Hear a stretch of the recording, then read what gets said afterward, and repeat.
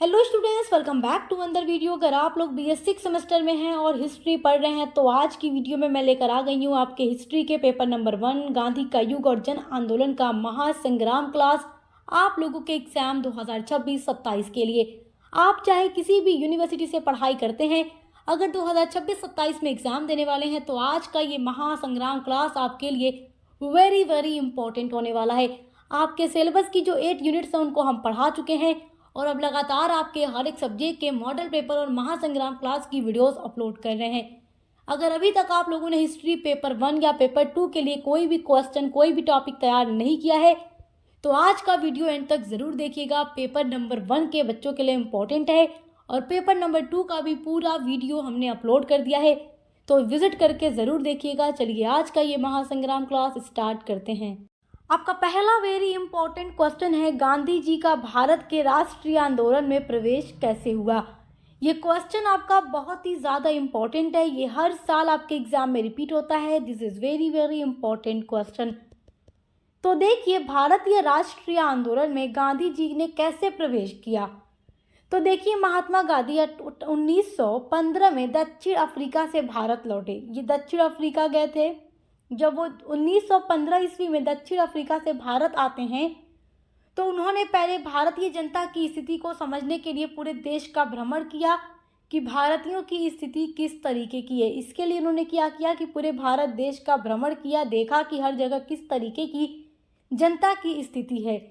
उसके बाद देखिए 1917 में इन्होंने चंपारण सत्याग्रह चलाया, 1918 में खेड़ा सत्याग्रह और अहमदाबाद मिल मजदूर आंदोलन के माध्यम से उन्होंने किसानों और मजदूरों की समस्याओं को उठाया।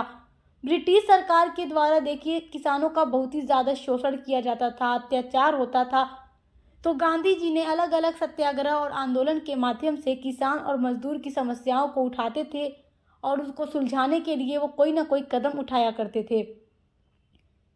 इन आंदोलनों में सफलता मिलने से गांधी जी एक प्रभावशाली नेता के रूप में उभरते चले गए और उन्होंने सत्य और अहिंसा को अपने संघर्ष का आधार बनाया। गांधी जी ने आगे चलकर बहुत सारे जन आंदोलन चलाए, जैसे कि भारत छोड़ो आंदोलन। सबसे पहले तो ये असहयोग आंदोलन चलाते हैं, उसके बाद सविनय अवज्ञा आंदोलन, उसके बाद भारत छोड़ो आंदोलन, और ये सारे आंदोलन सत्य और अहिंसा के आधार पर चलाते हैं और भारतीय राष्ट्रीय आंदोलन को जन आंदोलन में ये बदल देते हैं। तो इस तरीके से 1915 में जब वो दक्षिण अफ्रीका से भारत आए तो लगभग 1917 में देखिए वो सत्याग्रह वगैरह चला रहे थे, लेकिन 1919 से माना जाता है कि गांधी जी पूरी तरीके से भारतीय राष्ट्रीय आंदोलन में प्रवेश कर चुके थे। आपका अगला वेरी इंपॉर्टेंट क्वेश्चन है, असहयोग आंदोलन क्या था और इसके क्या कारण थे। This is very important question. हर एक टॉपिक के बारे में मैं आपको पढ़ा चुकी हूँ। आपके सिलेबस की जो टोटल 8 यूनिट्स हैं उन पर डिटेल में हमने वीडियो बनाई है आपके हिस्ट्री पेपर 1 के लिए और पेपर 2 दोनों के लिए। तो दोनों की अलग अलग प्लेलिस्ट आपको हमारे चैनल पर मिल जाएगी। तो ये सारे टॉपिक जो यहाँ पर आप इंपॉर्टेंट क्वेश्चन आंसर देख रहे हैं, इन सारे टॉपिक पर डिटेल वीडियो भी हमारे चैनल पर अपलोड हो चुकी है। तो असहयोग आंदोलन क्या था और ये क्यों हुआ था, इसके क्या कारण थे, ये क्वेश्चन आपके लिए बहुत ही ज़्यादा इम्पोर्टेंट है। असहयोग आंदोलन 1920 ईस्वी में गांधी जी के द्वारा शुरू किया गया था। इसका मुख्य उद्देश्य अंग्रेजों के शासन का शांतिपूर्ण विरोध करना था। असहयोग का मतलब असहयोग, यानी कि अंग्रेजों का सहयोग नहीं करना है, अंग्रेजों का सहयोग नहीं करना है, अंग्रेजों का शांतिपूर्ण तरीके से विरोध करना है। असहयोग आंदोलन के बहुत सारे कारण थे, जैसे कि रॉलेट एक्ट जो लाया गया ब्रिटिश सरकार के द्वारा, इसका विरोध करने के लिए भी गांधी जी ने असहयोग आंदोलन चलाया। जलियांवाला बाग हत्याकांड जो हुआ था 1919 में, उसमें बहुत सारे भारतीयों को मार दिया गया, जो कि बेकसूर भारतीयों को, निर्दोष भारतीयों को मारा गया, जिसके लिए गांधी जी ने असहयोग आंदोलन चलाया जलियांवाला बाग हत्याकांड के विरोध में। और साथ ही साथ खिलाफत आंदोलन का समर्थन भी गांधी जी ने असहयोग आंदोलन के माध्यम से किया। गांधी जी ने खिलाफत आंदोलन को असहयोग आंदोलन के साथ जोड़कर चलाया और इसका मकसद था केवल हिंदू मुसलमान की एकता को बढ़ावा देना, क्योंकि गांधी जी चाहते थे कि हिंदू और मुसलमान में एकता बनी रहे। गांधी जी ने लोगों से अपील की कि वे अंग्रेजी सरकार की संस्थाओं, विद्यालयों, अदालतों और उपाधियों का बहिष्कार करें, यानी कि असहयोग करना, अंग्रेज़ों का सहयोग नहीं करना। जितने भी लोग सरकारी मतलब ब्रिटिश सरकार की संस्था में, विद्यालय में, अदालत में काम कर रहे हैं, या जो भी बच्चे विद्यालय में पढ़ रहे हैं अंग्रेजी सरकार के, उनको छोड़ दे, उनका बहिष्कार करे। यह आंदोलन देश भर में तेजी से फैला और लोगों में राष्ट्रीय चेतना जागृत हुई। तो ये आपके लिए बहुत ही ज़्यादा इम्पोर्टेंट क्वेश्चन है। आपका अगला वेरी इंपॉर्टेंट क्वेश्चन है, असहयोग आंदोलन के परिणाम क्या थे। This is very important question. जितना क्वेश्चन आपके एग्जाम में आएगा सब कुछ मैं इस वीडियो में आपको बता रही हूँ। मात्र ये एक वीडियो आपके लिए काफ़ी होने वाली है आपके पूरे एग्जाम की तैयारी के लिए, क्योंकि मैं 8 जो यूनिट आपके सिलेबस में दी गई है पूरे का निचोड़ आज की वीडियो में लेकर के आ गई हूँ। तो देखिए, असहयोग आंदोलन ने भारतीय स्वतंत्रता संग्राम को नई दिशा दी। इसमें पहली बार बड़ी संख्या में आम जनता ने भी भाग लिया। ये बहुत ही बड़ा जन आंदोलन था। लोगों ने विदेशी वस्त्रों का बहिष्कार किया और स्वदेशी अपनाया। हालांकि 1922 में चौरी चौरा हिंसक घटना के बाद गांधी जी ने अपना ये असहयोग आंदोलन वापस ले लिया था, क्योंकि गांधी जी कोई भी आंदोलन हिंसा नहीं बल्कि अहिंसा के माध्यम से चलाते थे। तो जहाँ भी हिंसा हो जाती तो गांधी जी क्या करते, अपना आंदोलन वापस ले लेते थे। तो जब 1922 में चौरी चौरा हिंसा हुई तो गांधी जी ने अपना असहयोग आंदोलन वापस ले लिया। अब देखिए, इसके बावजूद इस आंदोलन ने अंग्रेजों के खिलाफ एक मजबूत जन आंदोलन खड़ा किया और स्वतंत्रता की मांग को और अधिक व्यापक बना दिया। और भारत का हर एक इंसान चाहता था आज़ादी चाहता था, ब्रिटिश सरकार से आज़ादी चाहता था। आपका अगला वेरी इंपॉर्टेंट क्वेश्चन है, साइमन कमीशन क्या था और भारत में इसका विरोध क्यों हुआ। देखिए, साइमन कमीशन जो था 1927 में ब्रिटिश सरकार द्वारा भारत के संवैधानिक सुधारों की समीक्षा के लिए नियुक्त किया गया था और ये साइमन कमीशन 1928 में भारत आया था। इसमें एक भी भारत के सदस्य शामिल नहीं थे, इसीलिए भारतीयों ने इसे अपना अपमान माना। तो इसीलिए भारतीयों ने इसे अपमानजनक माना, क्योंकि इसमें जितने भी सदस्य थे वो केवल अंग्रेज थे, एक भी इसमें भारतीय सदस्य नहीं थे। और जब 1928 में इंग्लैंड से ये साइमन कमीशन भारत आता है तो पूरे देश में, पूरे भारत में साइमन कमीशन गो बैक के नारे लगाए जाते हैं। सभी प्रमुख राजनीतिक दल जैसे कांग्रेस हो या मुस्लिम लीग हो, सभी ने मिलकर साइमन कमीशन का बहिष्कार किया और ये नारा लगाया गया, Simon commission go back. Lahore में विरोध के दौरान लाठीचार्ज में लाला लाजपत राय घायल हुए और बाद में उनकी मृत्यु हो गई, जिससे ये आंदोलन और तेज हो गया। देखिए, जब साइमन कमीशन भारत आया था तो उसमें एक भी भारतीय प्रतिनिधित्व नहीं था। तो ये नारा लगाया गया कि Simon commission go back, Simon commission वापस चले जाओ, भारत से वापस चले जाओ। तो ब्रिटिश सरकार ने नारा लगाने वाले लोगों पर लाठीचार्ज किया और जिसमें लाला लाजपत राय को काफ़ी ज़्यादा चोटें लगी, वो बुरी तरीके से घायल हो गए, जिसकी वजह से उनकी मृत्यु हो गई थी, जिससे क्या हुआ कि आंदोलन और तेज हो गया। आपका अगला वेरी इंपॉर्टेंट क्वेश्चन है, साइमन कमीशन के विरोध के क्या परिणाम हुए। देखिए, जब साइमन कमीशन भारत आया और उसका विरोध किया गया तो उस विरोध का क्या परिणाम हुआ। यह क्वेश्चन भी आपके एग्जाम के लिए बहुत ही ज़्यादा इम्पोर्टेंट है। तो देखते हैं कि साइमन कमीशन के विरोध का क्या परिणाम हुआ था। साइमन कमीशन के विरोध ने भारतीय स्वतंत्रता आंदोलन को और मजबूत किया। इससे भारतीयों में एकता और राष्ट्रीय भावना बढ़ी। इसके जवाब में भारतीय नेताओं ने 1928 में नेहरू रिपोर्ट तैयार किया, जिसमें स्वशासन की मांग रखी गई। इस आंदोलन में युवाओं को भी प्रेरित किया गया और क्रांतिकारी गतिविधियों को बढ़ाया गया और साथ ही साथ ब्रिटिश सरकार पर दबाव बढ़ा कि वे भारतीयों को अधिक अधिकार दें। इस प्रकार साइमन कमीशन का विरोध स्वतंत्रता संग्राम में एक महत्वपूर्ण मोड़ साबित हुआ। तो साइमन कमीशन के बाद बहुत सारे ऐसे परिणाम देखने को मिलते हैं, जैसे नेहरू रिपोर्ट बनाया गया, स्वशासन की मांग की गई, भारतीयों में राष्ट्रवाद की भावना बढ़ी, क्रांतिकारी गतिविधियां बढ़ाई गई और ब्रिटिश सरकार पर अधिक दबाव भी बढ़ा। तो नेहरू रिपोर्ट क्या था उस पर भी हमने वीडियो पूरी डिटेल में बनाई हुई है। साइमन कमीशन क्या था उस पर भी हमने डिटेल में वीडियो बनाई हुई है। तो अगर आप हर एक टॉपिक को डिटेल में पढ़ना चाहते हैं तो आप हमारे चैनल पर BA 6 सेमेस्टर हिस्ट्री पेपर 1 की प्लेलिस्ट को चेक ज़रूर कीजिएगा। आपका अगला वेरी मोस्ट इम्पॉर्टेंट क्वेश्चन है, नेहरू रिपोर्ट क्या थी। This is very important question. Exam में पूछता है कि नेहरू रिपोर्ट का वर्णन कीजिए या नेहरू रिपोर्ट क्या था। तो ये आपके एग्जाम के लिए बहुत ही ज़्यादा इम्पॉर्टेंट है। देखिए, नेहरू रिपोर्ट 1928 में तैयार की गई एक महत्वपूर्ण संवैधानिक दस्तावेज था। जिसका नेतृत्व पंडित मोतीलाल नेहरू ने किया था। इसे साइमन कमीशन के विरोध के जवाब में भारतीय नेताओं द्वारा बनाया गया था। देखिए, किसी ब्रिटिश अधिकारी ने भारतीय नेताओं को ये चुनौती दी कि क्या तुम अपना संविधान बना सकते हो, अगर बना सकते हो तो बना कर दिखाओ। जिसके जवाब में भारतीय नेताओं ने नेहरू रिपोर्ट तैयार किया, जिसका नेतृत्व पंडित मोतीलाल नेहरू ने किया था। इसमें क्या किया गया था कि भारत के लिए स्वशासन यानी डोमिनियन स्टेट्स की मांग की गई थी। अभी यहाँ पर आप 1928 की बात पढ़ रहे हैं, यहाँ पर अभी पूर्ण स्वराज की मांग नहीं की गई थी, यानी अंग्रेज़ों से पूर्ण आज़ादी की बात अभी नहीं हो रही थी। यहाँ केवल हो रहा था ब्रिटिश सरकार के अधीन रहकर ही भारतीयों को अपना शासन चलाने का अधिकार मिल जाए, जिसके लिए उन्होंने नेहरू रिपोर्ट के माध्यम से डोमिनियन स्टेट्स की मांग की, स्वशासन की मांग की कि भारतीय नेता जो हैं वो ब्रिटिश सरकार के अधीन रहकर अपने भारत पर स्वयं शासन करेंगे। लेकिन इस रिपोर्ट को भी ब्रिटिश सरकार के द्वारा ठुकरा दिया गया था। लेकिन फिर आगे चलकर 1929 के लगभग क्या किया गया, पूर्ण स्वराज की मांग हुई कि मतलब हमें पूरी आज़ादी चाहिए, हम अंग्रेज़ों को यहाँ से निकाल कर रहेंगे, अंग्रेज़ यहाँ पर शासन नहीं कर सकते क्योंकि भारत भारतीयों का है। तो देखिए, इस रिपोर्ट में भारत के लिए स्वशासन यानी डोमिनियन स्टेट्स की मांग की गई और एक लिखित संविधान का पूरा प्रारूप प्रस्तुत किया गया। इसमें मौलिक अधिकार, केंद्र और प्रांतों के बीच शक्तियों का विभाजन और द्विसदनीय विधानमंडल की व्यवस्था का प्रस्ताव रखा गया।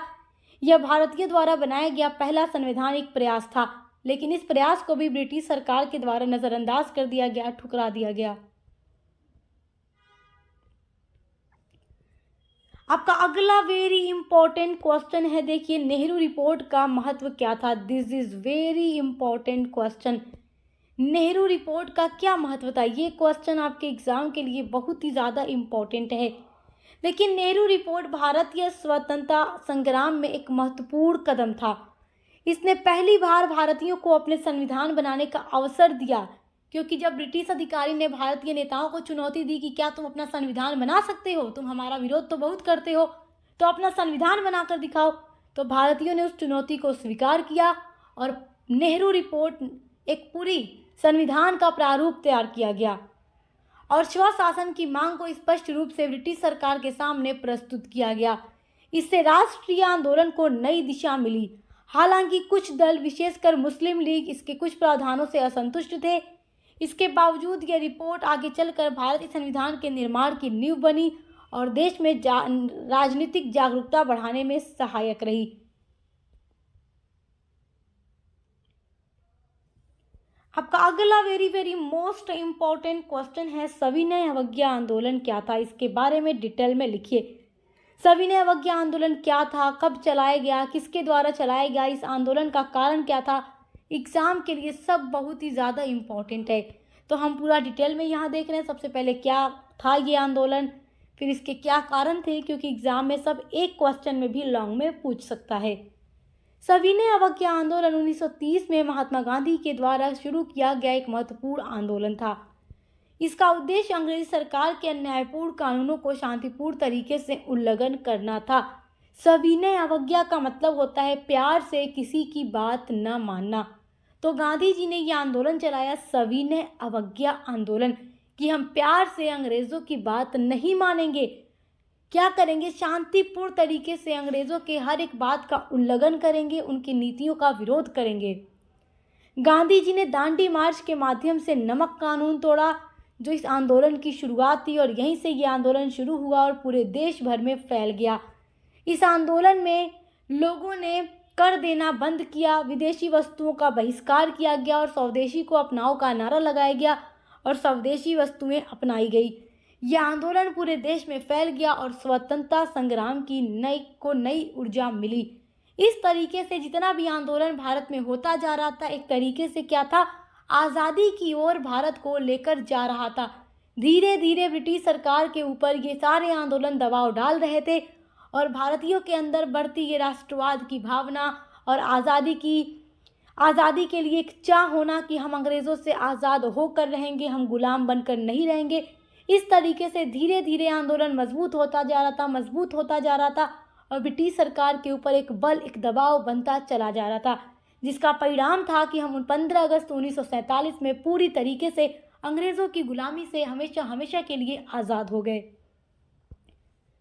आपका अगला वेरी इंपॉर्टेंट क्वेश्चन है, सविनय अवज्ञा आंदोलन के प्रमुख क्या कारण थे? आखिर किन कारणों से गांधी जी ने सविनय अवज्ञा आंदोलन चलाया? देखिए, हर काम को करने के पीछे कोई ना कोई कारण, कोई ना कोई वजह अवश्य होती है। तो गांधी जी के द्वारा चलाए गए आंदोलन के पीछे भी कोई ना कोई वजह जरूर होती थी। देखिए, सबसे मेन वजह तो यही होती थी कि अंग्रेजों का विरोध करना है और उनको अपने भारत से उखाड़ कर फेंक देना है, अपने देश को आज़ाद करा लेना है। सबसे पहली चीज़ तो ये थी। उसके साथ साथ अंग्रेज़ों के द्वारा किए जा रहे भारतीयों पर अन्याय, अत्याचार, शोषण, सारी चीज़ें जो ब्रिटिश सरकार अधिक से अधिक कर लेती थी, हर एक चीज़ का विरोध किया जाता था आंदोलन के माध्यम से। सविनय अवज्ञा आंदोलन के महत्वपूर्ण कारण में पहला है, साइमन कमीशन का विरोध किया गया। नेहरू रिपोर्ट की असफलता, क्योंकि देखो 1928 में जब नेहरू रिपोर्ट बनाई गई तो उसकी असफलता भी कहीं ना कहीं सविनय अवज्ञा आंदोलन का एक कारण था। फिर उसके बाद 1929 में पूर्ण स्वराज की मांग की घोषणा की गई कि हमें पूरी आज़ादी चाहिए, हमें अब डोमिनियन स्टेट्स नहीं चाहिए, अब हमें क्या चाहिए, पूरी आज़ादी चाहिए अंग्रेज़ों से। और अंग्रेज़ों की दमनकारी नीतियाँ, ये सारे सविनय अवज्ञा आंदोलन के प्रमुख कारण थे। नमक कानून भी इसका एक बहुत ही बड़ा कारण था, क्योंकि यह आम जनता के जीवन से जुड़ा हुआ था और गांधी जी ने दांडी मार्च के माध्यम से क्या किया, नमक कानून को तोड़ा और सविनय अवज्ञा आंदोलन यहीं से पूरे देश में फैल गया। इन सभी कारणों से जनता में असंतोष बढ़ा और गांधी जी ने सविनय अवज्ञा आंदोलन को शुरू कर दिया, जिससे अंग्रेजी शासन के खिलाफ एक व्यापक जन आंदोलन खड़ा हुआ।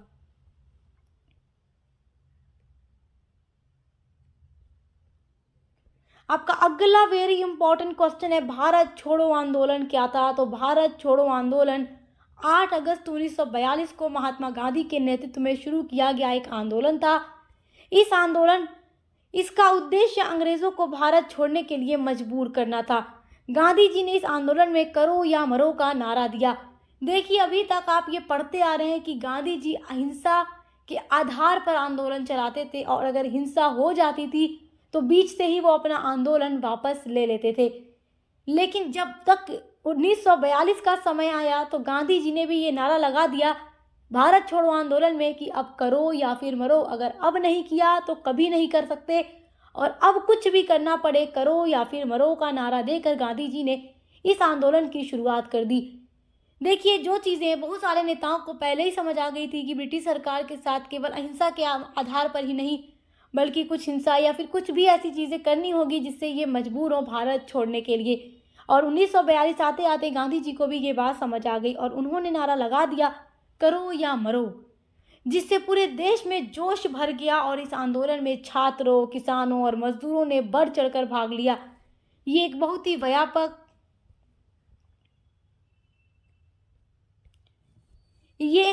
व्यापक जन आंदोलन बन गया, जिसमें लोगों ने अंग्रेजी शासन के खिलाफ विरोध प्रदर्शन किए और स्वतंत्रता की मांग तेज कर दी।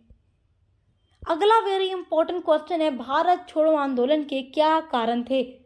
देखो, भारत छोड़ो आंदोलन के बहुत सारे कारण थे। सबसे पहला कारण था कि जो द्वितीय विश्व युद्ध हुआ था उसमें भारत की अनुमति के बिना ही भारत को शामिल कर लिया गया।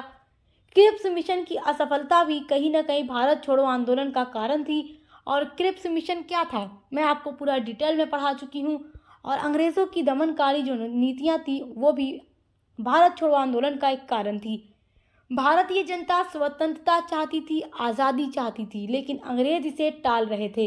इन कारणों से असंतोष बढ़ता जा रहा था और गांधी जी ने भारत छोड़ो आंदोलन शुरू कर दिया।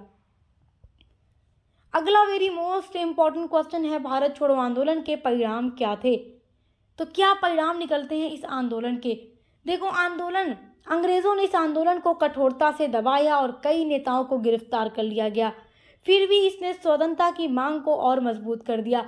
जब अंग्रेज सरकार को पता चल गया कि भारतीय नेता एक आंदोलन शुरू करने जा रहे हैं जो कि बहुत बड़ा जन आंदोलन होने वाला है, भारत छोड़ो आंदोलन, तो आंदोलन शुरू होने से पहले ही उन्होंने सारे महत्वपूर्ण नेताओं को गिरफ्तार कर लिया, ताकि जब जनता आंदोलन के लिए रोड पर निकले तो उन्हें लगे कि उनके नेताओं ने उन्हें धोखा दे दिया।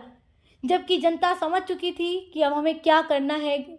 लीडर के न होते हुए भी सब नेताओं ने मिलकर लीडर के ना होते हुए भी सारी जनता ने मिल करके क्या किया, बढ़ चढ़ कर प्रदर्शन किया, भारत छोड़ो आंदोलन का नारा लगाया और ये आंदोलन तेजी से बढ़ता गया। ये आंदोलन ब्रिटिश शासन के अंत की शुरुआत साबित हुआ और फाइनली 1947 में भारत की आज़ादी का मार्ग प्रशस्त किया और हम 15 अगस्त 1947 को आज़ाद हो गए। आपका अगला वेरी इंपॉर्टेंट क्वेश्चन है, माउंटबेटन योजना क्या थी? This is very very important question. Mountbatten योजना भी मैं आपको डिटेल में पढ़ा चुकी हूँ। माउंटबेटन योजना 3 जून 1947 को भारत के अंतिम वायसराय लॉर्ड माउंटबेटन द्वारा प्रस्तुत की गई थी। इसका उद्देश्य था कि भारत को स्वतंत्रता प्रदान कर देना है और सत्ता का हस्तांतरण कर देना है। इस योजना के तहत भारत का विभाजन करके 2 स्वतंत्र देशों भारत और पाकिस्तान का निर्माण किया गया और इसी योजना के आधार पर 15 अगस्त 1947 को भारत आज़ाद हुआ। तो देखिए, भारत के जो अंतिम वायसराय थे वो लॉर्ड माउंटबेटन थे। इन्होंने एक योजना प्रस्तुत की, माउंटबेटन योजना 3 जून 1947 को, और इस योजना में ये बात की गई कि अब भारत को 1947 में आज़ाद कर देना है और भारत 2 स्वतंत्र राष्ट्रों के रूप में आज़ाद होगा, भारत और पाकिस्तान। फाइनली हम 15 अगस्त 1947 को आज़ाद हो गए। तो आज की वीडियो में मैंने जितने भी very very important question answer आपको बताए हैं, आपको ये सारे क्वेश्चन आंसर तैयार कर लेना है। पूरी 100% गारंटी है कि यहाँ से आपके क्वेश्चंस आने वाले हैं और पेपर नंबर 2 के लिए भी आप हमारे चैनल पर विजिट ज़रूर कीजिएगा। हर एक सब्जेक्ट की क्लासेस चल रही हैं, अच्छे से पढ़ाई करते रहिए, एग्ज़ाम की तैयारी करते रहिए। Best of luck. अब मिलते हैं अगली वीडियो के साथ।